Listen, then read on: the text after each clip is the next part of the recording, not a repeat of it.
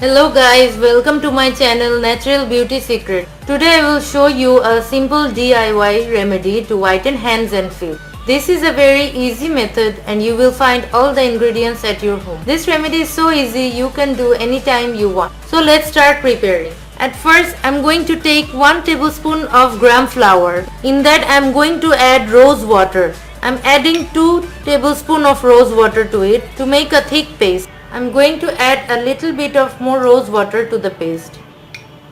After that, apply it on clean skin that has no dirt in it. I'm going to apply it on one of my legs so that you can see the difference. Now wait for some time till the mask has dried up. After the pack has dried up, wash it off with warm water.